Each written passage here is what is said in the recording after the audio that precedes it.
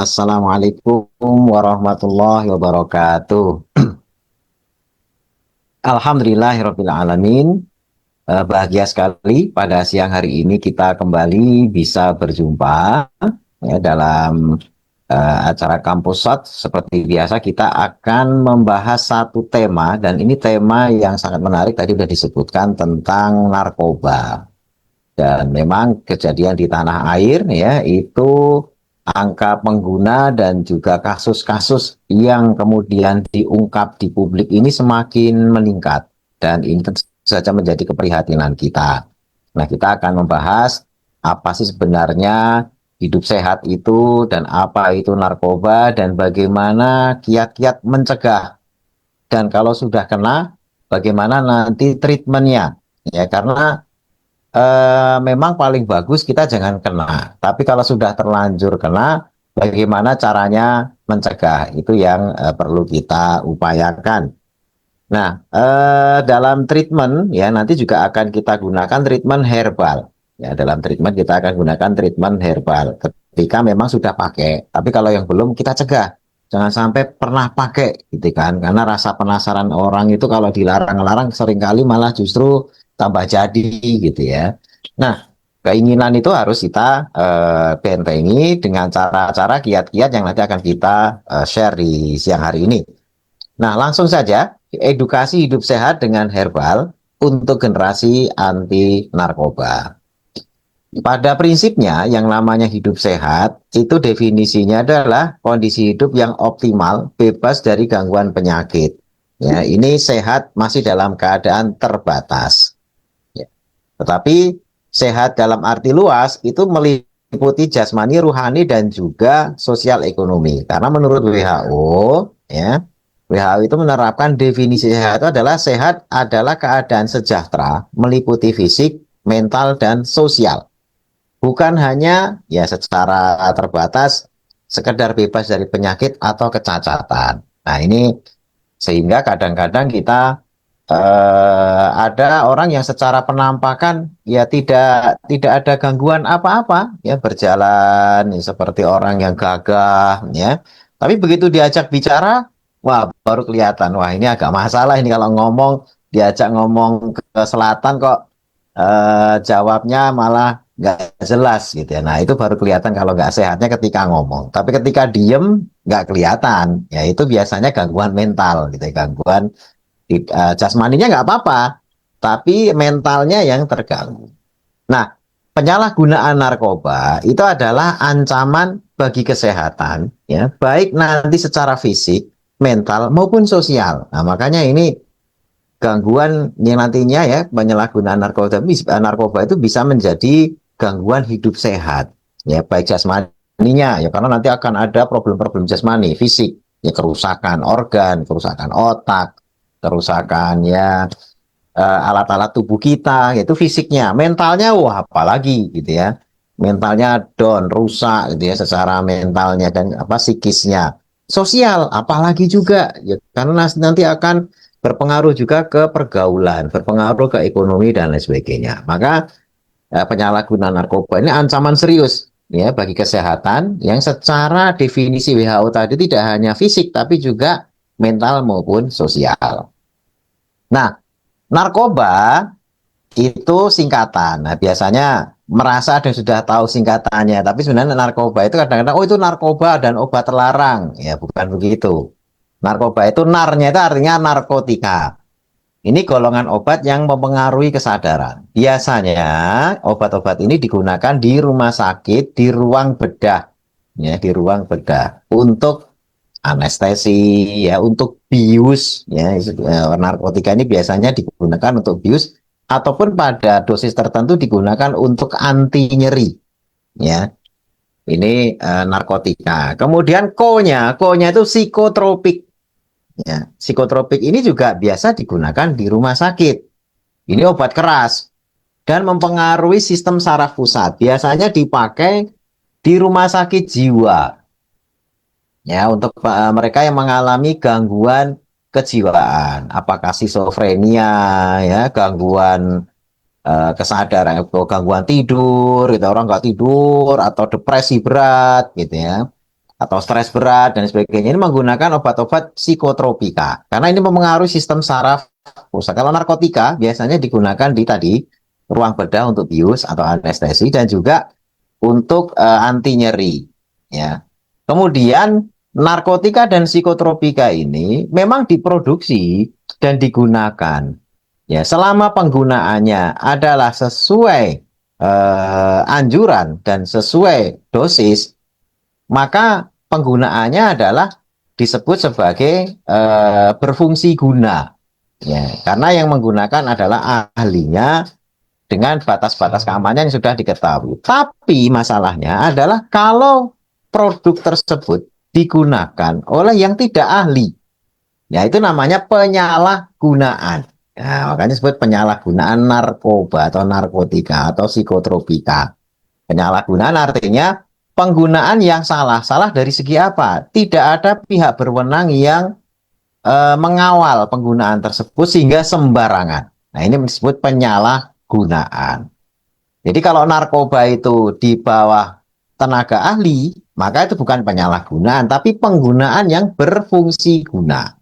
Nah, sehingga sebagaimana kita tahu ya, Nabi bersabda, "Idza wusidal amri ila ghairi ahliha fantadhiris sa'ah." Sesuatu urusan kalau diserahkan bukan pada ahlinya, tunggu saja ya hancurnya, termasuk narkoba ini. Ya narkoba ini ya maupun psikotropik gitu ya, nanti ada narkotika di rumah sakit itu digunakan oleh ahlinya menolong banyak orang. Ya proses yang mungkin pernah mengalami operasi usus buntu, yang pernah mengalami operasi sesar dan lain sebagainya, itu pernah menggunakan narkotika berarti.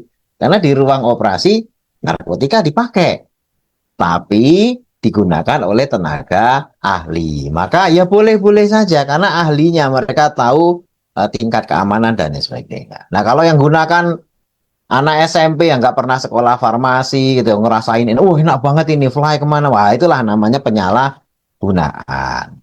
Kemudian bahan adiktif. Ya, bahan adiktif ini bahan yang menimbulkan ketergantungan. Karena bisa jadi bahan tersebut tidak termasuk narkotika, tidak termasuk psikotropika, tapi zat kimia yang memiliki efek seperti psikotropika dan narkotika. Nah, biasanya kenapa tidak lagi kita sebut sebagai narkotika? Ya, karena dulu undang-undang pertama itu hanya nyebut narkotika. Ternyata ada tipe sabu-sabu. Ya, ada tipe apalagi itu yang sebutannya apa Inex ya, atau yang lain-lainnya yang mungkin tidak ada narkotikanya. Ya, bukan obat-obatan yang masuk dalam kriteria undang-undang. Tapi kalau sudah disebut narkotika, psikotropika, bahan adiktif, nah ini barang-barang yang tidak masuk narkotika pun bisa masuk dalam kriteria yang membahayakan yang bisa dijerat undang-undang. Ya, karena ada bahan yang bukan bahan narkotika. Ya kalau yang nggak punya duit beli narkotika kan sering kita lihat tuh anak-anak nge-fly pakai lem. Nah, ini aroma lemnya disedot-sedot gitu ya. Kalau itu memiliki efek seperti narkotika, seperti psikotropika dan memiliki bahan adiktif yang membahayakan, itu pun bisa jadi masalah. Ya, kalau di kampung itu ada jamur kotoran sapi apa gitu, itu dimanfaatkan untuk ya fly dan sebagainya. Mungkin tidak masuk narkotika, bukan ganja, bukan morfin, bukan heroin dan sebagainya. Tapi ternyata memiliki efek yang sama, itu pun juga bisa dijerat undang-undang. Nah, makanya bahan yang menimbulkan ketergantungan, bahan adiktif yang efeknya sama dengan narkotika atau psikotropika ini nantinya pun juga akan dianggap sebagai bahan yang berbahaya. Selanjutnya, yang disebut ketergantungan adiksi itu apa sih? Gitu ya. Ya, jadi salah satu bahayanya narkotika, gitu ya, itu adalah efek adiksi atau ketagihan atau kecanduan. Jadi adiktif, yang bersifat adiksi atau nyandu atau nagih, gitu ya. Itu ketika barang tersebut dimasukkan ke dalam tubuh akan mempengaruhi hormon dopamin. Dopaminnya naik. Ya, dopamin ini di otak mengatur rasa senang. Ya, senang ya seperti mirip-mirip bahagia, tapi lebih cenderung ke kesenangan. Ya, terus kalau digunakan, ya level kesenangannya dopaminnya akan naik di angka tertentu. Ya, besoknya lagi dipakai lagi, dopaminnya naik. Nah, sehingga untuk level kesenangan dia, misalnya tadinya nilai dopaminnya 7 udah senang tuh. Nah, besok untuk seneng yang sama, dia harus naik 7,5. Besoknya lagi, kalau dikasih 7,5, ya nggak akan sesenang lagi gitu ya. Dia harus naik, levelnya itu dinaikkan jadi dopaminnya jadi 8. Dan seterusnya, sampai akhirnya tadi itu, kalau tidak diberi dengan dosis yang sama, tubuh itu akan ngamuk. Ya, tubuhnya akan ngamuk, tubuhnya akan menuntut. Karena terbiasa disenangkan dengan sesuatu yang menaikkan dopamin. Ya, nah makanya dengan lonjakan dopamin yang berulang yang terus naik lonjakannya, itu seorang butuh dosis lebih besar untuk merasakan efek yang sama sehingga meningkatkan resiko terjadinya kecanduan tadi itu. Apa nanti tadi ya nikotin itu termasuk. Ya, terus juga nanti ada tumbuhan-tumbuhan tertentu yang bukan narkotika tapi juga nyandu. Narkoba itu juga bahan adiktif. Ya, seperti juga hal yang menyenangkan pornografi, gitu ya, masturbasi itu juga hal yang sifatnya menaikkan dopamin nantinya. Seneng. Nah, besoknya pengen ngulang lagi dan seterusnya dengan dosis yang berlebih. Nah, ini bahayanya adalah termasuk ketika orang berjudi. Ya, berjudi itu adiktif juga karena ketika menang, happy, oh dopaminnya naik. Wah, mencoba lagi karena cara menangnya gampang, cara dapatnya gampang, cuma tinggal nebak-nebak atau pakai slot atau apa yang sekarang ini ada judi online dan sebagainya. Itu adiktif juga, makanya pemerintah melarang. Ya karena orang akan dimanipulasi karena sudah adiktif, kalah berapa kali pun ya habis. Ya, makanya kadang-kadang kan orang berpikir kalau judi online ya itu kan terserah dia bagi pelakunya, mungkin dia kalah dia. Tapi ketika dia butuh uang, dia ngerampok keluar nanti, dia akan nodong keluar, dia akan ngabis-ngabisin harta adiknya, kakaknya, saudaranya, ya sehingga yang namanya yang namanya kerusakan tidak hanya terlokalisir, walaupun mungkin tempat judinya terlokalisir kan suka ada istilah lokalisasi judi gitu kan ya judinya terlokalisir tapi efek keburukannya mesti kemana-mana ya, karena efek adiksinya itu jadi orang pengen judi lagi akhirnya nyari duitnya itu di luar tempat judinya. Kalau di tempat judinya dia nggak akan nyari duit, jadi nyari-nyarinya di tempat di luar. Gitu. Nah ini bahaya.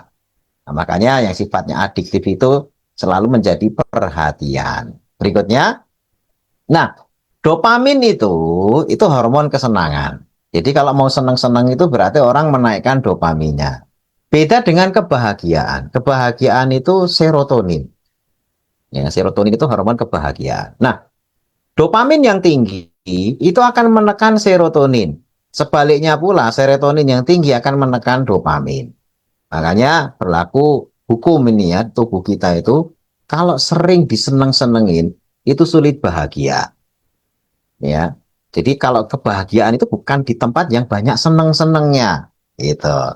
Jadi dopamin itu lebih bersifat taking, ngambil.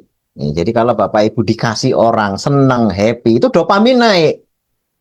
Ya pakai narkoba, wah rasanya nyaman, nah, dopamin naik, gitu ya. Tadi hal-hal yang sifatnya seneng-seneng itu dopamin naik, mengambil, menerima, gitu ya, diberi orang, wah itu. Makanya ini dopamin itu juga bisa dimanfaatkan untuk memotivasi orang. Ya, reward itu kan sesuatu yang sifatnya diambil, yang mendapat reward. Wah saya mendapat penghargaan. Nah itu dopamin naik. Makanya dopamin itu penting, bukan tidak penting. Karena seseorang termotivasi untuk bekerja keras, berprestasi itu karena dopamin. Ya. Tapi kalau terlalu tinggi tadi itu nyandu, gitu itu bahayanya. Nah serotonin itu hormon yang mempengaruhi kebahagiaan akan naik kalau memberi, sharing, sedekah. Di agama kita disarankan memberi. Karena dengan memberi serotonin naik. Ya, ketika orang happy melihat ada pengemis dikasih uang, tersenyum, bahagia, itu dia ikut bahagia. Nah, ini bukan dopamin, ini serotonin yang naik. Ya, jadi memberi itu serotoninnya naik. Kalau serotoninnya sering naik, dopamin akan bisa ditekan. Kan dopamin itu bisa ditekan. Serotonin yang tinggi itu menekan dopamin. Makanya di ilustrasi ini sedikit saya berikan apa namanya gambar ilustrasi ya tentang why addictive pleasure is not the same as true happiness. Ya. Kesenangan adiktif itu nggak sama dengan kebahagiaan yang sesungguhnya. Yaitu sifat dopamin itu kayak apa? Dopamin itu adiktif, tapi kalau serotonin enggak, gitu ya. Kemudian dopamin itu short term, senangnya sementara. Kalau serotonin enggak, senangnya lama, ya lebih long term, gitu kan. Nah ini ya kalau dopamin ini sebagaimana sabda Nabi, tidak puas anak Adam dikasih satu lembah emas itu mesti minta dua lembah emas sampai seterusnya sampai yang bisa mencukupi dia itu kalau sudah dikasih tanah gitu ya artinya sudah masuk ke dalam kubur itu dopamin gitu ya makanya narkoba itu masuknya ke arah sana. Selanjutnya dampak buruknya. Nah, dampak buruk kalau pakai narkoba, dopaminnya terus naik dan sebagainya, gimana? Gangguan fungsi otak. Ya, daya ingatnya menurun, konsentrasi juga menurun. Konsentrasi menurun itu lompat-lompat, lihat apa teralihkan, ngomong nggak pernah selesai, nggak fokus dan sebagainya. Halusinasi gitu ya, seperti merasa melihat sesuatu, tiba-tiba senyum sendiri, ketawa sendiri ya, itu halusinasi. Kecanduan itu ya tadi efek selanjutnya itu ya. Gangguan kualitas hidup. Ya, gangguan kualitas hidup karena yaitu tidak produktif ya tidak produktif terus pengennya ya hanya nyantai dan sebagainya kemudian risiko terkena penyakit menular kenapa kalau sudah mulai pakai suntikan ya suntikannya ganti-ganti sama yang lain ya HIV hepatitis ya, penyakit menular yang lainnya itu akan gampang sekali lewat suntikan ya ada orang yang sudah sembuh dari narkobanya dari kecanduan. Tapi ternyata meninggalnya bukan karena narkoba, tapi HIV. Nah, ini banyak sekali kasus-kasus seperti itu.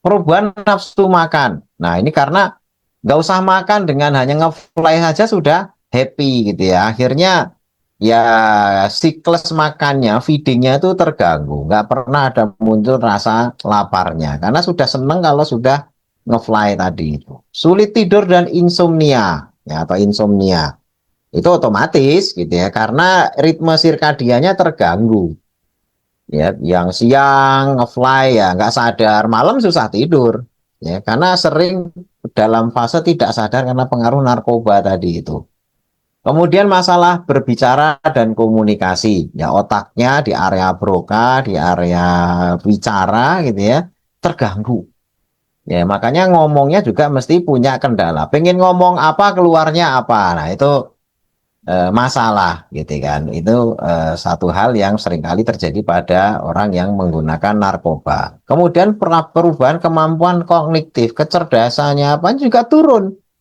mikir berat-berat nggak bisa persoalan yang remeh dia nggak mau lebih banyak menghindari masalah ya, kalau anak-anak 2 tambah 2 4 orang yang sudah terkena narkoba mikir yang seremeh itu berat.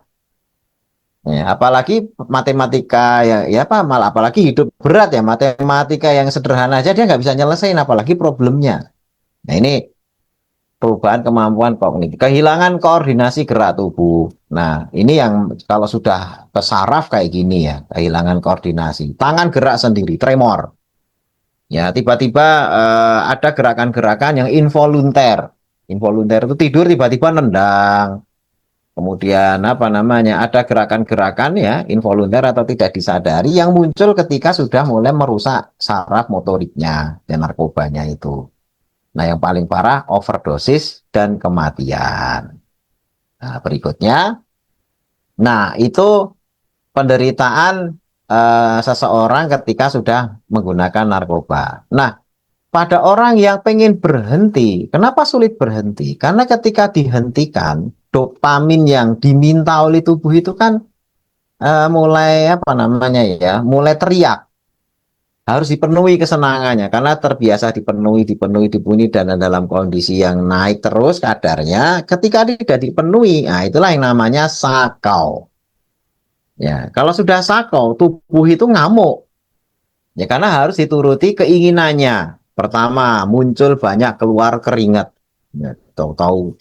keluar keringat banyak sampai baju-baju basah, tremor, gemeteran. Ini semuanya tidak kita kontrol, makanya disebut tidak terkoordinasi atau involunter tadi itu. Terus tidak ada yang mukul, tidak ada yang nyakiti, tapi sekujur tubuh itu nyerinya luar biasa. Sehingga orang yang sako itu sering teriak-teriak kesakitan. Ya, walaupun tidak ada yang ngapa-ngapain. Ya, jangankan kok dipukul, dicubit, apa dipegang aja bisa teriak kesakitan. Jadi tubuh itu nyeri sekujur tubuhnya. Kemudian emosi tidak terkontrol. Ya ngomong, maki-maki orang dan sebagainya itu ya karena ekspresi kayak keputusasaan karena keinginannya belum terpenuhi. Ya karena terbiasa dipenuhi, minta morfin, minta heroin, minta narkoba dan sebagainya itu dipenuhi. Begitu dipenuhi ya nyantai lagi. Tubuhnya happy lagi gitu kan. Nah, ketika nggak dikasih begitulah. Nah, inilah sako. Ini bahayanya kalau sudah punya ikatan ya dengan ya ikatan-ikatan yang tidak dirudai oleh ikatan dengan narkoba. Nah, mual muntah gitu ya. Tahu-tahu perutnya bermasalah terus muntah hebat. Kemudian nafsu makan hilang dan tadi halusinasi. Makanya seperti ngelihat penampakan dan sebagainya itu kalau orang-orang yang pakai narkoba ya sering kali muncul. Nah, kita yang sewaras jangan terus percaya gitu ya. Orang kena narkoba malah lebih dipercaya gitu ya. Oh, saya lihat penampakan hitam gitu lah. Orang pakai narkoba jangan dipercaya gitu kan. Ini malah kita ketakutan, oh jangan-jangan gitu kan. Nah, itu yang malah kita yang aneh gitu. Kenapa kita lebih percaya sama orang yang di bawah pengaruh narkoba? Ya halusinasi jangan dipercaya. Nah, ini penderitaan saat sako. Nah, ini kadang-kadang, mohon maaf nih, kadang-kadang ini orang tua nih harus hati-hati ya. Karena saya pernah melihat sendiri, orang tua itu nggak tega lihat anaknya sako. Dia pengen anaknya berhenti memakai heroin. Ya. Terus ketika di apa stop semuanya, anaknya sako. Berapa hari nggak pakai langsung sako, ngamuk-ngamuk terus kayak kejang-kejang, mual hebat, muntah, gitu kan, rumah tuh jadi kotor berantakan. Akhirnya ibunya sendiri yang beliin narkobanya karena saking kasihan kepada anaknya. Udahlah saya beliin saja. Di mana bisa beli gitu ya. Akhirnya setiap hari disediain karena nggak tahan lihat anaknya sako. Ini luar biasa. Ya itu belas kasih sayang yang salah sebenarnya. Tapi itu terjadi di lingkungan kita pun mungkin tetangga kita, saudara kita ada yang sampai pada level seperti itu. Ini jangan sampai jatuh ke level seperti itu. Nauzubillah min dzalik. Kemudian pencegahan. Nah, ini pencegahan ini penting ya, biar jangan sampai masuk ke lifestyle narkoba yang resikonya itu kayak tadi itu. Pertama, orang itu harus punya tujuan hidup. Ya, orang yang tidak punya tujuan hidup itu mesti rentan terkena narkoba. Nah, siapa sih orang yang nggak punya tujuan hidup? Ada dua kelompok. Ya, ini orang yang putus asa sehingga merasa tidak mungkin mencapai tujuan hidup. Ya, ini orang putus asa. Jadi orang putus asa itu, wah nggak mungkin lah percuma hidup saya udah gini aja, nggak mungkin saya tercapai. Nah, akhirnya larinya ke narkoba. Ya, karena apa yang dia raih dari tujuannya itu dia anggap sudah impossible, entah berulang kali gagal, entah berulang kali mengalami kekecewaan, entah berulang kali mau sudah apa dekat dari tujuan yang ingin diraih tiba-tiba jatuh lagi. Nah, orang-orang begini putus asa sehingga akhirnya larinya ke narkoba. Kenapa? Di dalam narkoba orang berhalusinasi, berkhayal itu seakan-akan nyata. Ya tujuan hidup yang tadi gagal itu bisa seakan-akan diraih di alam mimpinya. Ya, sehingga dia lari dari kenyataan. Ini orang-orang yang putus asa itu nggak punya tujuan itu tuh larinya ke situ. Anak-anak muda yang mungkin punya masalah pergaulan, pulang ke rumah ada masalah dengan orang tua dan sebagainya bisa lari ke situ. Karena udah putus asa kemana-mana nggak dapat solusi. Akhirnya ujung-ujungnya apa? Bermain di alamnya sendiri dengan narkoba. Itu yang pertama. Yang kedua, orang yang nggak punya tujuan hidup itu bukan orang putus asa, tapi orang yang sudah ya semuanya tersedia, mau ngapa-ngapain ada, sehingga alam dunia ini sudah pada level membosankan. Maka level kesenangan berikutnya itu adalah alam yang tidak nyata. Nah, seperti misalnya artis-artis terkenal yang ya kekayaannya sudah melimpah ruah, mau ngapain? Mau ke Hawaii sekarang, bisa langsung pesan tiket sekarang. mau ke tempat-tempat yang susah diraih, ke kutub utara, punya duit untuk mewujudkan. Jadi semua wujud impian itu tidak lagi impian. Kalau kita mungkin kita mau berlibur, ya udah kalau mau berlibur berarti kita nabung. Ya mungkin 2 tahun lagi kita mau berangkat. Ini model-model kita, gitu ya. Tapi ini orang yang mau kemana saat ini dia bisa biayai. Nah, itu orang-orang yang rentan narkoba karena semua keinginan yang mudah terwujud itu akhirnya dia pengen mencoba keinginan yang di alam yang maya, dunia bukan dunia maya, dunia internet bukan, tapi dunia narkoba gitu ya. Itu sudah next alam, tapi nggak mau mati. Kalau mau mati kan itu alam selanjutnya, tapi ini alam dunia yang kenikmatannya itu sudah dia jelajahi semua sehingga dia pengen yang lain. Nah, itu narkoba. Makanya terkena ke orang-orang kaya yang sudah duitnya itu numpuk-numpuk banyak dan lain sebagainya itu ini rentan. Makanya dua itu, orang yang putus asa ya, yang merasa tujuannya itu susah diraih, stres dan sebagainya tadi dan orang-orang yang merasa semuanya tujuannya teraih. Makanya paling enak itu ya seperti kita yang ya tidak semua tujuan itu bisa langsung tercapai, masih butuh perjuangan. Karena harapan itu yang membuat orang hidup ya. Sekali lagi saya kasih catatan ini ya.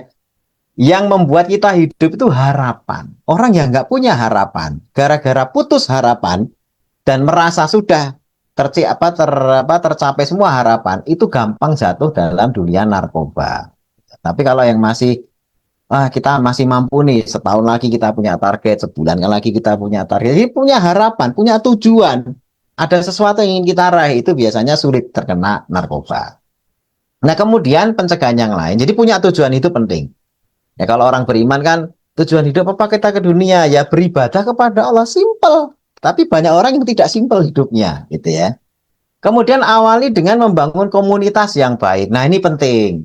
Ya, kita mengambil pelajaran dari orang yang mau bertobat dari membunuh 100 orang. Sudah bunuh 100 orang pengen tobat. Akhirnya dikasih petunjuk. Petunjuk awalnya apa? Cari komunitas desa orang-orang yang baik. Karena dengan kumpul dengan komunitas yang baik, ini ya, berbuat baik itu jadi mudah. Tapi kalau masih terikat dalam komunitas toksik, sekitarnya itu ya apa namanya teman-temannya itu selalu ngajak, ayo kita ini mumpung malam minggu kemana gitu kan. Nah, maka penghargaan orang di komunitas yang toksik ini, orang baru dianggap jago, orang baru dianggap sukses. Itu kalau sudah bisa nyimeng 10 batang misalnya, sudah bisa beli narkoba yang mahal. Itu jadi penghargaan yang ada di komunitas itu adalah penghargaan kepada keburukan. Setiap bisa menghasilkan keburukan lebih besar, lebih dihargai. Nah, ini komunitas toksik. Ini komunitas toksik. Beda dengan komunitas yang baik. Komunitas yang baik itu dia dihargai, dia dipuji, dia diangkat derajatnya karena melakukan kebaikan-kebaikan. Nah, maka perhatikanlah komunitas kita sekarang ini, tetangga kita, anak-anak kita bermain. Mereka dihargai di komunitas itu karena apa? Apa karena pakaiannya bagus? Apa karena mungkin tampilannya yang mentereng gitu ya, atau mungkin bajunya baru, sepatunya mengkilap atau yang lainnya, atau karena kebaikannya. Nah, itu paling penting. Karena ketika orang pengen jadi baik, ya harus mencari komunitas yang baik. Kemudian bangun minat dan upaya yang sesuai tujuan hidup. Contoh misalnya tujuan hidup tuh orang pengen jadi pengusaha sukses misalnya. Ya kumpul sama orang-orang yang punya minat yang sama. Ya, pengen pengusaha, ya dikumpul sama-sama pengusaha, belajar dari mereka. Caranya sukses gimana, Pak? Caranya ini gimana? Ya, di SNU ini kan sering mengadakan webinar-webinar yang mengumpulkan minat-minat yang baik, gitu kan. Ini gimana caranya mencegah penyakit ini, gimana caranya bisnis itu sukses, gimana cara approach seseorang biar closing dan lain sebagainya. Itu adalah ya sesuai dengan tujuannya tadi. Ini akan mengalihkan orang dari menggunakan narkoba dan lain sebagainya. Ketika gagal pun, kalau kumpulnya sama orang-orang yang baik, maka yang ada adalah semangat. Oh, kamu gagal udah berapa kali? Oh, saya baru nyoba 5 kali. Nah, yang kamu ajak bicara ini sudah 105 kali gagal, gitu ya. Itu baru 5 kali, masih 100 lagi. Ayo, enggak apa-apa, gitu kan. Gagal 100 kali enggak apa-apa, asalkan yang ke 101 kali itu itu berhasil yang membayar 100 kegagalan di sebelumnya. Nah, itu nasihat-nasihat seperti itu akan didapatkan di komunitas yang tidak toksik. Nggak apa-apa, gagal 1000 kali nggak apa-apa. Asalkan yang 1001 itu ketika berhasil membayar semua kegagalannya yang sejumlah 1000 itu. Dan biasanya begitu, nggak ada masalah. Nah, kemudian yang perlu difahami lagi, kenapa tujuan hidup itu perlu dicanangkan? Karena tujuan hidup itu menghasilkan tertib hidup. Ya, orang misalnya pelajar, tujuan hidupnya belajar, maka akan menghasilkan tertib hidup. Tertib hidup itu maksudnya apa? Dari pagi dia siap-siap sekolah. Kalau punya duit ya beli buku. Ya kalau ada waktu ya kumpul untuk belajar. Ya. Jadi tertib hidupnya itu sesuai dengan tujuan hidupnya. Tapi beda sama orang yang nggak punya tujuan hidup. Ya, atau tujuan hidupnya cuma seneng-seneng. Maka tertib hidupnya juga seneng-seneng. Nah ini makanya tujuan hidup itu dicanangkan di awal, nanti tertib hidupnya itu akan menyesuaikan, tinggal bergabung dengan orang-orang yang seminat dan sekomunitas dengan mereka itu menghasilkan energi positif yang lebih besar. Nah, tapi kalau sudah kena narkoba gimana?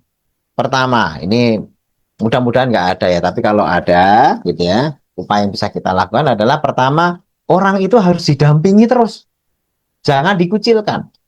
Dikucilkan itu memberi kesempatan untuk makin dekat sama setan. Setan itu hanya seperti serigala terhadap kawanan domba. Dia hanya menyergap yang sendirian. Ya makanya yang sudah terkena narkoba itu harus ditemani, harus diajak ngobrol, harus didampingi. Terus kemudian yang kedua, harus sering berada di luar ruangan dan punya aktivitas. Kalau ngamar terus, ya nggak narkoba aja bisa kepikiran narkoba. Itu kalau ngamar terus. Nah, apalagi sudah kenal narkoba, sering diajak keluar, kena udara luar, kena lihat dan didampingi, jangan dilepas begitu aja, nanti juga akan disergap serigala di luar, gitu ya. Nah, itu harus didampingi, sering berada di luar ruangan, dikasih aktivitas yang positif, apa olahraga, atau sekedar jalan-jalan, atau sekedar ngobrol.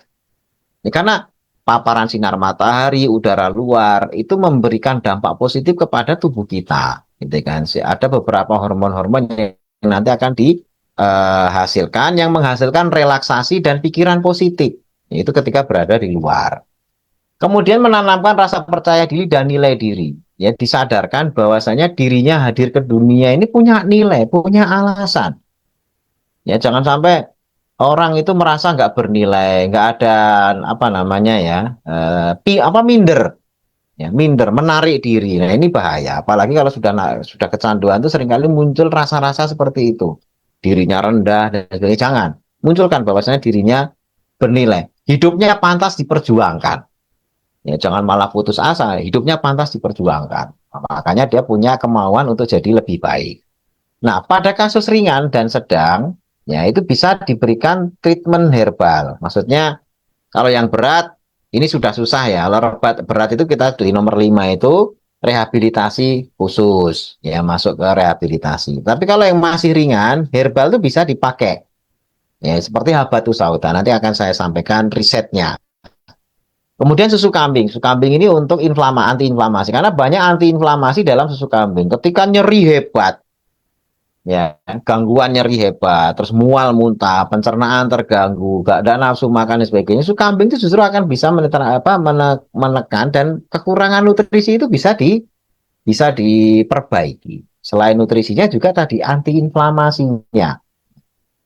Pegagan ini untuk memperbaiki kerusakan otak. Ya karena pada penggunaan narkoba yang berulang kali, ya saraf itu mesti ada kerusakan, gitu ya, dan itu perlu treatment untuk memperbaiki kerusakan yang muncul akibat narkoba. Kemudian teh hijau itu antioksidan, ini pun juga akan memberikan perbaikan. Yang pertama, yang kedua good mood, ya good mood. Teh hijau, matcha sama, memberikan mood yang baik, mood pengen bergerak, mood pengen aktif, mood pengen apa namanya, jadi good mood. Itu yang kita kejar dari teh hijau atau matcha. Karena kalau bad mood, ya nggak mau gerak, dia, ayo kita keluar, wah males, nah, sifat males, mood yang pengennya mager dan sebagainya, ini bahaya. Nanti ujung-ujungnya pengen nyoba lagi narkoba, duduk-duduk ngefly dan sebagainya. Tapi kalau untuk aktif, ya akan menghasilkan yang namanya seperti olahraga itu menghasilkan endorfin. Endorfin itu endomorfin, ya. Jadi endorfin itu endomorfin, di mana tubuh kita tuh menghasilkan senyawa yang mirip morfin. Nah, mirip morfin itu apa? Dia memberikan efek happy, ya, efek seneng, ya. Kemudian efek yang moodnya tuh bagus buat bergerak, buat mengerjakan sesuatu, gitu ya. Tapi walaupun itu morfin, ya, endomorfin, karena mirip-mirip morfin, tapi tidak nyandu, gitu ya. Kemudian tidak merusak. Nah, makanya dibawa keluar. Ya, good mood, ya, harus good yang apa, mood yang baik dan bisa melakukan aktivitas-aktivitas yang nantinya akan semakin memperbaiki kondisinya. Nah, kalau untuk yang rehabilitasi khusus ini nanti ahlinya ya, nanti di tempat yang khusus itu bertingkat sesuai dengan tingkat kecanduannya. Nah, riset Herbal Habatus Sauda ini tahun 2008 sudah diteliti gitu ya, di Pakistan kalau nggak salah ini ya. Itu judul risetnya itu A New and Novel Treatment of Opioid Dependence Nigella Sativa 500 miligram. Jadi ini menggunakan habatus sauda 500 miligram diberikan kepada 50 pecandu narkoba jenis opium, ya. Jadi opioid dependence. Jadi sudah ketergantungan sama opium. Waktu yang dipakai 3 bulan, ya. Diberikan dosis 500 miligram. Nah, ini memberikan efek, dicek ya, di status dari 50 pengguna ini, ternyata memperbaiki kualitas fisik maupun psikisnya. Kemudian juga pola tidurnya, nafsu makannya, gitu. Terus juga kesulitan insomnia tadi itu, susah tidurnya, itu bisa diperbaiki tidurnya jadi nyenyak. Nah, ini penelitian dimuat di jurnal Ayub Medcol Abbottabad gitu tahun 2008. Kemudian yang lainnya, tekanan darah, pernafasan, suhu tubuh, denyut jantung, dan tanda vital lain menunjukkan angka normal. Artinya apa? Tidak ada efek samping, semuanya normal. Gejala psikis seperti cemas, gelisah, tremor gitu, itu berkurang secara signifikan ya dengan skor. Jadi ini level psikisnya gimana cemasnya itu dengan scoring ya. Kemudian kewaspadaan, keceriaan, ketenangan, kesabaran, relaksasi, dan lain sebagainya. Berpikir jernihnya, kemauannya, moodnya. Itu juga menunjukkan peningkatan skor. Nah, hal ini sangat bermanfaat bagi pecandu yang biasanya menarik diri dari masyarakat, gelisah, curigaan, gitu ya, apatis, lesu, ngapa-ngapain udah nggak mau. Nah, ini penting sekali. Ya, makanya ternyata habatus sauda ya, pengobatan tibu nabawi ini sangat-sangat bagus digunakan mereka yang sudah kecanduan. Bagi yang tidak kecanduan pun ini juga bagus karena otomatis juga meningkatkan mood tadi itu. Yang sudah kena narkoba moodnya jelek aja bisa bagus, apalagi kita yang sehat. Ya, itu akan lebih meningkatkan apa namanya ya, berpikir positifnya kita gitu ya. Sebagai penutup, ya nanti bisa tanya-tanya setelah ini gitu, tentang hal apa namanya narkoba tadi itu. Narkoba itu adalah zat yang bisa menghancurkan generasi ketika disalahgunakan penggunaannya. Perlu upaya pencegahan secara kolektif. Kolektif itu maksudnya apa? Nggak bisa sendiri, nggak bisa kita, udahlah ini urusan dia, nggak bisa. Karena kalau kita biarkan seperti itu, efeknya juga akan kena ke masyarakat tersebut. Jadi masyarakat harus peduli, ya. Jadi secara kolektif dalam masyarakat. Ya seperti orang di komplek gitu ya. Rumahnya kebakaran satu, nggak bisa kita, yang kebakaran kan dia aja, nggak bisa begitu karena apinya bisa menjalar. Kalau masyarakat nggak bergerak, lah sampai ke rumahnya juga nanti. Jadi kalau sudah mulai ada yang pakai, itu jadi kerja bersama. Gitu ya. Karena kalau tidak, akhirnya anggota keluarganya pun juga bisa kena. Nah, komunitas yang positif, ya, dibantu dengan treatment herbal yang rutin bisa menjadi upaya memulihkan kasus ketergantungan narkoba. Nah, makanya ciptakan di ruang keluarga kita, di ruang komunitas kita, atau mungkin juga di sekitar lingkungan masyarakat kita, ya, komunitas-komunitas yang baik. Seperti misalnya di SNW ini, bikin prospek, ke kiri kanannya, ajak bisnis, ya. Selain sehat jasmani dan rohani, juga sehat secara sosial ekonomi, gitu ya. Sehingga komunitas di situ nanti akan ya ta'awanu alal diri buat takwa, bareng-bareng menyehatkan jasmani, rohani, dan juga ekonominya. Ini beberapa hal yang bisa menjadi perhatian kita. Demikian mungkin yang bisa saya sampaikan terkait edukasi, gitu ya, bagaimana generasi anti narkoba itu menggunakan herbal agar bisa menolong sekitarnya. Ya, pertama yang belum kena kita cegah, kedua kalau sudah kena pun ternyata solusi herbalnya juga sudah ada. Baik, demikian untuk selanjutnya. Silakan bagi yang bertanya nanti bisa disampaikan dan dibacakan oleh Mas Al. Waktu selanjutnya saya serahkan kepada Mas Al. Silakan Mas Al. Baik, Masya Allah. Terima kasih banyak Dokter Insan Agung Nugroho selaku konsultan kesehatan SNW yang sudah memberikan edukasi mengenai bagaimana kita bisa hidup sehat ya dengan herbal untuk generasi anti narkoba. Bapak Ibu dan juga rekan-rekan sekalian, tadi sudah sama-sama kita dengarkan, kita simak penjelasan dari Dokter Insan Agung Nugroho mengenai edukasi hidup sehat dan juga bagaimana pencegahan atau treatment ketika kita menghadapi orang-orang yang sudah terkena narkoba atau sudah mendekati nih ke penyalahgunaan narkoba. Nah, untuk itu Bapak Ibu dan rekan-rekan yang memiliki pertanyaan terkait dengan topik yang sudah kita bahas pada kesempatan kali ini, silakan tuliskan pertanyaannya di kolom komentar.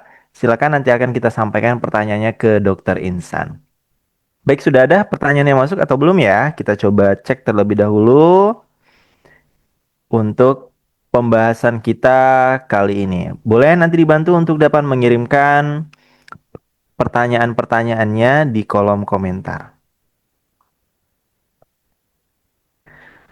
Bapak Ibu dan juga rekan-rekan sekalian, tadi sebagaimana yang disampaikan oleh Dokter Insan bahwa memang sebagai generasi muda ya, tentu rentan sekali untuk penasaran, maka dari itu perlu kita ngumpul dengan komunitas-komunitas yang positif dan juga produktif.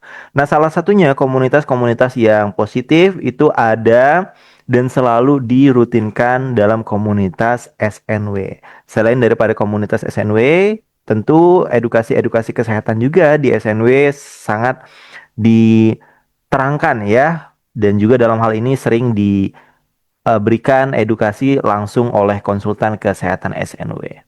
Baik, kita bacakan terlebih dahulu pertanyaan yang pertama dari Ibu Safiana. Apakah ada ciri-ciri khusus yang bisa dikenali pada seseorang pemakai narkoba dan faktor apa saja yang menyebabkan remaja menggunakan narkoba? Mohon penjelasannya, dokter. Baik, silakan nanti sembari Dokter Insan menjawab bagi rekan-rekan seluruh sahabat Facebook Kampus SNW yang ingin bertanya silakan langsung saja tuliskan pertanyaannya di kolom komentar ya. Baik, sama-sama kita simak terlebih dahulu jawaban dari Dokter Insan. Silakan dokter. Ya, memang ada ciri-ciri ya jelas gitu ya. Biasanya karena kan yang namanya pengguna narkoba secara fisik mesti akan ada muncul ya penampakan fisiknya. Seperti misalnya cenderung menarik diri, kemudian mageran. Ya mageran itu pengennya apa menyendiri terus nggak ngapa-ngapain, diem. Ya, kemudian juga di keluarga sendiri itu susah komunikasi. Apalagi kalau kemudian kalau sudah level dia itu levelnya agak apa namanya sering pakai, itu gampang tersinggungan. Ya, gampang tersinggungan. Ketika ditegur di ini kenapa ya ini? Oh, itu langsung kadang-kadang keluar ungkapan kata-kata yang ya ini gampang tersinggung. Ya. Nah, kalau kalau sudah mulai sakau dan sebagainya itu kelihatan banget ya gemeteran tadi keringet dingin. Tapi kalau yang masih ringan biasanya tadi cenderung menarik diri, tidak mau bergaul gitu ya. Kemudian kadang-kadang tiba-tiba ngilang kemana lama ya. Karena orang yang mengalami kecanduan ketika sedang pakai itu kalau di rumah ya penampakannya cuma tidur. Wah tidur apa. Tapi kalau di luar ya nggak ketahuan. Makanya tiba-tiba ini main kok nggak pulang-pulang. Nah itu ternyata sedang lagi ngefly sama temennya sekian lama. Pulang-pulang wajahnya lusuh gitu ya. Wajahnya itu ya layu, tidak seger, tidak bersemangat. Nah itu ciri-ciri yang bisa kita lihat. Nah alasan penggunaannya apa? Tentu saja tadi dua hal tadi itu yang sudah kita sampaikan. Yakni merasa putus asa dengan problem yang ditangani. Ya, putus asa itu apakah problem pelajaran? Ya, kemudian juga putus asa terhadap entah masalah keremajaan gitu ya, kemudian masalah komunitasnya. Ini kalau komunitas salah itu selalu misalnya ini orang baik, tapi komunitasnya jelek, selalu bertentangan antara hati dengan lingkungannya. Nah, itu menyebabkan akhirnya dia, waduh, gimana ya? Pelajaran agama saya paham, ini nggak boleh, tapi komunitas saya selalu menghargai keburukan. Ya, kalau dia berhasil melakukan pelanggaran terhadap aturan itu di apa namanya ya, disemangati, dihargai. Jadi penghargaannya itu terhadap hal-hal yang salah. Sementara dirinya sendiri kontradiktif, tapi dia tidak pernah menemukan komunitas yang baik atau semacam ada ikatan dengan orang-orang yang buruk ini, entah mungkin merasa agak lebih cocok cara bergaulnya dan sebagainya, sehingga pertentangan-pertentangan ini akhirnya nyeret dia, nggak ada solusinya, ya ujung-ujungnya lari ke narkoba. Nah, makanya tadi komunitas itu paling penting. Remaja rata-rata sekarang itu susah sekali mencari komunitas yang baik. Ya, misalnya ada pengajian remaja, itu rata-rata di mana-mana pengajian remaja itu sepi. Ya, pengajian remaja itu sepi. Tapi kalau kalau nanti hal-hal yang misalnya konser musik atau apa itu biasanya rame, gitu kan? Biasanya hal-hal yang ya sebenarnya belum langsung kepada negatif, tapi kadang-kadang cenderung dekat kepada hal yang negatif atau identik dengan negatif. Nah, itu remaja suka. Nah, dari situlah kadang-kadang keseret. Nah, makanya alasan kenapa remaja itu tadi itu karena ada masalah yang dia merasa nggak selesai. Bisa masalah pelajaran sekolah, masalah pergaulan, atau juga masalah kesenjangan dengan orang tua. Ya, orang tuanya biasanya kan yang namanya orang tua ya old fashion. Old fashion itu gayanya gaya-gaya old school. Ya, cara menghadapi problemnya itu ya gaya-gaya orang tua dulu. Sementara Gen Z, generasi milenial itu nggak bisa. Ya, kalau dulu orang tua itu salah dihukum, dipukuli gurunya pulang nangis ditambah sama orang tuanya. Kalau sekarang dipukuli gurunya, orang tuanya nuntut ke pengadilan. Nah, itu sudah antara old school sama new school itu sudah beda. Ya, sehingga generasinya ketika ada masalah terus orang tuanya masih old fashion old school gitu ya, itu akhirnya penanganannya nggak selesai, ada kesenjangan. Nah, ini PR juga buat orang tua, pendekatan ke anak-anak Gen Z, Gen milenial ini kayak apa, harus bisa menyesuaikan diri. Kalau seperti dulu gitu ya, karena memang kita dididik seperti itu, ya bisa jadi nggak masalah, tapi sekarang ini jadi masalah. Makanya pendekatan kepada anak-anak mesti harus berbeda.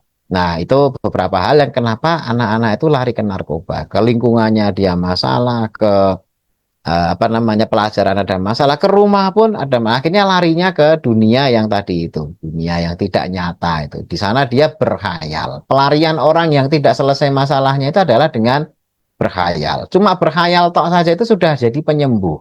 Ya, jadi misalnya eh, tim jagoannya kalah. Ya, ketika nonton secara langsung tim jagoannya kalah. Terus ngelamun tim jagoannya menang. Ya, padahal kalah 1-0. Ya, ketika ngelamun ya ngelamun kan bebas. Mau menang 6-0 juga boleh. Itu aja sudah happy. Nah, tambah happy kalau pakai narkoba. Ngelamunnya itu jadi seperti real. Halusinasinya muncul. Seperti benar-benar menang gitu kan. Nah, makanya orang-orang yang pakai narkoba itu cenderung orang-orang yang loser. Ya, orang-orang kalah yang dia mencari kesembuhan kekalahannya itu di dunia yang tidak nyata. Nah, makanya apa namanya? Salah satu juga pencegahan kepada para remaja, remaja itu jangan menyimpulkan kalah menang dulu. Hidup itu perjuangan. Tidak ada kalah, tidak ada menang dulu. Ya, kemenangan itu adalah pada kemauan menempuh proses. Ya, selama remaja mau menempuh prosesnya, sebenarnya dia orang yang menang. Terlepas nanti hasilnya gimana. Makanya kalau orang tua juga paham ini, ketika anaknya lapor, Bu, nilai saya 5, jangan ngamuk dulu, gitu kan? Kenapa? Karena bisa jadi 5 itu anaknya sudah benar-benar berproses dengan benar, yang mungkin karena bukan bakatnya di sana, ya sehingga ketika dia prosesnya benar, nggak apa-apa, nak, kamu sudah menang, kamu sudah rajin belajar, itu sudah cukup. Ya, itu. Tapi kalau wah 5 malu-maluin anak dasarku ini begini begitu dan sebagainya, prosesnya itu tidak dihargai. Nah, akhirnya ujung-ujungnya dia merasa putus asa. Dia merasa sudah maksimal, tapi juga nggak dihargai. Larinya ke dunia lamunan yang diperkuat dengan narkoba. Makanya Bapak Ibu semuanya, jangan sampai kita secara tidak langsung mendukung anak-anak kita untuk mengarah ke sana. Justru kita harus menjadi agen perubahan yang merubah dan mencegah anak-anak kita agar tidak terjun dalam penyalahgunaan narkoba. Demikian. Baik, terima kasih Dokter Insan Agung Nugroho untuk jawabannya atas pertanyaan dari Bu Safianah ya. Baik, pertanyaan berikutnya sebelum nanti kita akan sama-sama menutup sesi Dr. Short pada kesempatan kali ini. Untuk itu bagi rekan-rekan, sahabat kampus SNW jangan khawatir bagi yang ingin masih bertanya, silakan dapat tuliskan pertanyaan di kolom komentar. Insya Allah akan dijawab langsung oleh Dr. Insan. Dan bagi Bapak Ibu dan juga rekan-rekan yang baru bergabung dan ingin bertanya lebih lanjut terkait dengan topik-topik kesehatan, silakan dapat menuju website di www.shortnetwork.com. Silakan menuju rubrik Assalamualaikum Dokter. Silakan dapat memberikan pertanyaannya di situ ya. Oke, kita langsung bacakan pertanyaan yang kedua dari Bapak Adi Sucipto. Apakah mereka yang terkena candu narkoba sudah lama bahkan sudah dibawa keluarganya berobat kemana-mana belum juga sembuh dengan menggunakan produk herbal? Apakah bisa sembuh, Dok? Silakan, Dok. Ya, pada prinsipnya kesembuhan itu bisa. Serusak apapun kondisi tubuh kita, Allah Subhanahu wa taala itu menciptakan tubuh kita tuh fi ahsani taqwim. Jadi kerusakan kayak apapun selama tidak masuk dalam kerusakan yang tahap irreversible. Karena irreversible itu tahapan di mana ketika rusak ke level itu memang untuk sembuh total itu akan susah. Tapi kalau narkoba, kesembuhan di sini kalau untuk kesembuhan organ, selama misalnya nih menggunakan narkoba terus akhirnya kena HIV, ya ini berat. Ya, artinya ke narkobanya kecanduannya bisa sembuh. HIV-nya yang susah diobati karena sampai sekarang pun semua ahli juga sepakat itu belum sampai ketemu obatnya. Ya, jadi makanya kesembuhan dalam artian sembuh tidak lagi bisa menggunakan, tidak lagi mau menggunakan narkoba. Oh itu bisa. So, dalam level apapun, yang sakonya sudah kayak apapun itu bisa. Ya, sekali lagi kombinasinya itu adalah pertama dari kemauan, kemauan apa namanya yang bersangkutan. Dia harus punya tujuan. Saya harus lepas. Yang kedua komunitas, ya komunitas. Kemudian dukungan orang-orang terdekat. Komunitas itu bisa keluar apa bisa dari keluar luar keluarga ya misalnya masyarakatnya RT-nya RW-nya dan sebagainya karena kadang-kadang yang menyebabkan seseorang itu susah kembali ke kehidupan normal adalah stigma negatif dia udah sembuh tapi terlanjur dicap. Ya, akhirnya dia berusaha menunjukkan bahwasanya dirinya bebas seperti apapun, capnya melekat. Akhirnya apa? Ujung-ujungnya, udahlah, saya udah sembuh, juga masih dicurigai aja itu. Ya udah sekalian aja pakai. Nah, itu yang akhirnya stigma itu menyebabkan seorang yang sebenarnya bisa sembuh, itu akhirnya merasa sia-sia dengan kesembuhannya. Akhirnya ya begitu sedikit ada godaan orang sekitarnya, udah kamu percuma, nggak pakai juga dikatain pakai, yang penting sekalian pakai. Nah, itu akhirnya jadi. Jadi, tapi kalau masalah sembuh dari sakonya itu bisa sekali, banyak yang berhasil. Kan, Kang.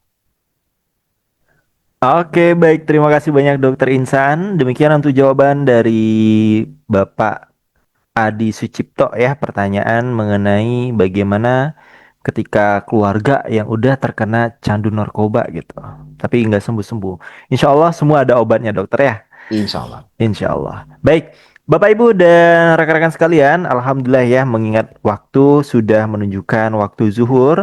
Nanti bagi Bapak Ibu dan juga rekan-rekan yang ingin bertanya lebih lanjut, silakan tuliskan pertanyaan di kolom komentar atau bisa menuju ke websitenya SNW di www.shortnetwork.com. Silakan dapat menuju ke kolom Assalamualaikum Dokter. Baik, sebelum nanti kita akan sama-sama menutup sesi program Dokter Short pada hari ini, silakan dari Dokter Insan untuk dapat memberikan closing statement, memberikan pesan dan juga motivasi untuk rekan-rekan yang sudah hadir pada kesempatan kali ini. Silakan dokter. Baik, sebagai closing statement, kita hadir ke dunia ini ciptakan oleh Allah SWT punya tujuan besar. Sehingga jangan sampai tujuan besar ini kita kecilkan dengan meremehkan diri kita sendiri. Ya, kita ini adalah ciptaan Allah, makhluk yang sempurna, lebih sempurna dari binatang, tumbuhan, bahkan lebih sempurna daripada malaikat. Maka Allah SWT mengamanahkan ya apa kehadiran ke dunia kita ini kita jaga menjalankan amanah sebagai khalifah di muka bumi. Sehingga tidak ada satupun khalifah yang hadir ke muka bumi itu sia-sia. Maka jangan kita sia-siakan. Ya.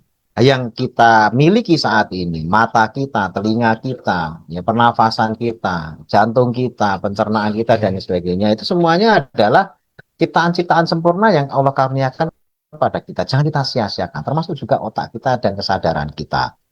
Nah, maka narkoba, penyalahgunaan narkoba, itu adalah upaya dari syaitan untuk menyalahi amanah tersebut. Karena kerusakannya ya, tidak hanya otak kita, tapi juga mata, telinga, hati, pencernaan, dan semua seluruh sekujur tubuh kita itu rusak. Dan memang ya setan berusaha menggoda dan menyeret manusia itu untuk menyalahi dari amanah yang Allah SWT berikan kepada kita semuanya. Makanya pada closing statement kali ini, marilah kita menjaga amanah ini sebaik-baiknya. Jangan kita rusak dengan hadirnya narkoba atau penyalahgunaan narkoba di tengah-tengah kita atau keluarga kita atau bahkan di masyarakat kita. Kalau semuanya sepakat menjadi satu gerakan, tidak hanya gerakan pribadi, tapi gerakan keluarga dan juga gerakan komunitas serta masyarakat, maka tidak ada lagi tempat yang pantas untuk kita sediakan bagi hadirnya narkoba di seluruh tanah air kita, bahkan di seluruh penjuru dunia. Tapi kalau masih ada permisifnya, ada nggak apa-apa itu urusan mereka, saya yang penting nggak terlibat. Nah, inilah nantinya menjadi celah bagi akhirnya ujung-ujungnya orang-orang terdekat kita, bahkan pada anggota keluarga kita pun bisa terseret ke dalamnya. Ya, Mas Al, mudah-mudahan bermanfaat. Baik, terima kasih banyak Dokter Insan Agung Nugroho selaku konsultan kesehatan SNW. Kami ucapkan jazakallah khairan kasiran untuk dokter yang sudah memberikan edukasi kepada rekan-rekan sekalian pada kesempatan kali ini. Bapak Ibu dan juga rekan-rekan sekalian, Alhamdulillah selesai untuk rangkaian kegiatan program Dokter Sot pada kesempatan kali ini. Insya Allah program Dokter Sot akan kembali kita laksanakan di akhir bulan Juli.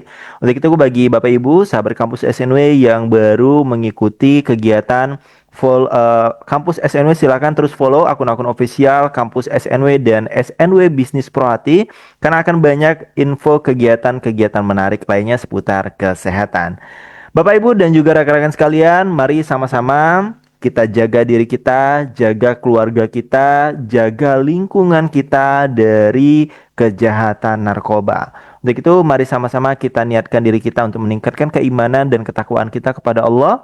Karena dengan keimanan inilah yang menjadi benteng utama kita untuk bisa terus menjauhi segala perbuatan-perbuatan maksiat. Dan juga jangan lupa, selain ikhtiar kita meningkatkan keimanan dan juga ketakwaan kita kepada Allah, kita juga terus berikhtiar untuk menjaga kesehatan kita. Tentunya dengan produk-produk herbal berkualitas.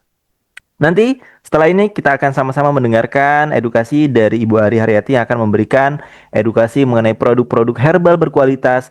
Bagaimana caranya untuk bisa menjaga kesehatan kita agar bisa selalu fit, staminanya selalu terjaga, dan insya Allah itu menjadi wasilah agar kita dapat menjaga kesehatan bagi tubuh kita. Bapak, Ibu, dan juga rekan-rekan sekalian, demikianlah untuk kegiatan program Dr. Sot pada kesempatan kali ini. Saya Muhammad Awaludin Al-Kiram selaku host pada kesempatan kali ini mengucapkan terima kasih banyak kepada Bapak Ibu dan juga rekan-rekan sekalian. Jazakumullah ahsanil jaza. Insya Allah kita akan ketemu kembali di program Dr. Sot berikutnya. Dan jangan lupa untuk stay terlebih dahulu karena setelah ini akan ada informasi menarik yang akan disampaikan oleh Ibu Ari Haryati. Demikian dan saya tutup. Wassalamualaikum warahmatullahi wabarakatuh. Terima kasih dan saya kembalikan ke Ibu Ari Haryati. Waalaikumsalam warahmatullahi wabarakatuh. Bentar. Ya, Bapak Ibu yang kami hormati, Bapak Ibu sahabat sehat SNW, memang belum mungkin tidak banyak yang tahu ya kalau hari ini tanggal 26 Juni 2025 adalah Hari Anti Narkotika Internasional. Dan Bapak Ibu Alhamdulillah kita sudah membahas dengan saksama edukasi hidup sehat, bagaimana kita bisa memilih herbal untuk menjauhkan generasi muda dari generasi-generasi penerus kita dari terkenanya narkoba. Dan Bapak Ibu, eh, tadi disebutkan ada beberapa herbal yang memang memberikan efek yang sangat baik gitu ya untuk mengantisipasi ataupun memberikan terapi awal gitu ya untuk masalah narkoba ini.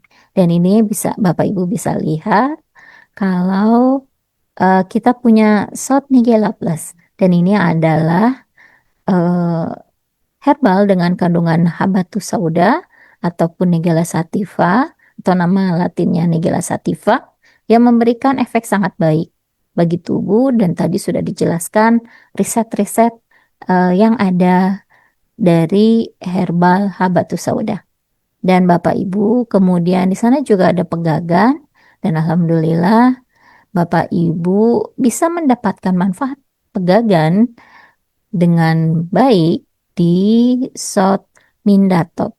Dan memang ini secara ilmiah, nah manfaat dari South Mindatop ini, manfaat dari herbal pegagan yang dikandung dalam South Mindatop itu memberikan efek yang baik untuk peredaran darah ke otak, dan kemudian baik juga untuk sistem saraf. Nah, terus kemudian juga ada teh hijau istimewa Capucuk. Nah, ini teh hijau istimewa Capucuk dengan kandungan antioksidan, terus kemudian juga anti radang, terus kemudian juga memberikan efek menenangkan dari kandungan tehnya. Itu sangat baik diberikan untuk menerapi orang yang terkena dampak dari narkoba. Nah, Bapak Ibu, kita juga punya susu etawa Gold Milk ya. Nah, susu etawa ini fungsinya juga sebagai antiinflamasi, terus kemudian juga memberikan nutrisi yang baik. Jadi biasanya kan orang tadi yang kena narkoba itu malas makan. Nah, maka dengan eh, memberikan nutrisi yang baik gitu ya pada generasi penerus gitu ya. Jadi memberikan kesempatan bagi tubuh untuk memenuhi kebutuhan-kebutuhan nutrisinya. Dan Bapak Ibu, ini adalah rangkaian herbal yang bisa kita pilih untuk menerapi SOT, untuk menerapi masalah eh, mental illness seperti itu ya. Nah, ini di SOT Nigella Plus, ada SOT Mindatop, terus kemudian ada juga di sini teh hijau istimewa Capucuk, dan juga susu etawa Gold Milk. Seperti itu. Nah, Bapak Ibu, karena memang sudah masuk waktu zuhur, maka tidak banyak yang saya sampaikan. Nah, Bapak Ibu tetap bisa mengikuti live streaming FB Kampus Sot Pusat di FB Kampus Sot Pusat untuk tema-tema mendatang. Dan Dr. Sot akan hadir di pekan keempat, insya Allah, dengan tema-tema menarik lainnya. Ya, minggu depan nanti di apa namanya? Di awal bulan gitu nanti kita kembali ke Herbal Talks. Terus kemudian di pekan selanjutnya ada Inspiring Corner.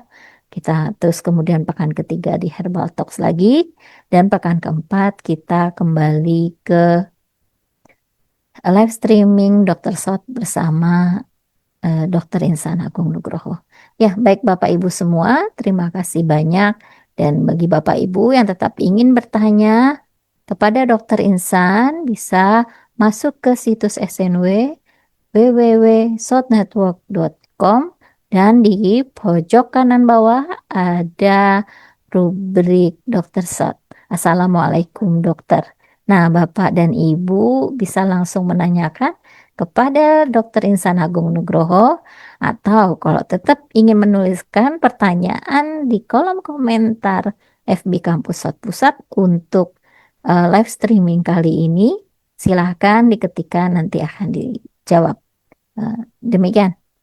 Terima kasih banyak Bapak Ibu semua. Selamat beraktivitas kembali, selamat menjalankan sholat zuhur, dan semoga kita semua mendapat berkah dari Allah Subhanahu wa taala.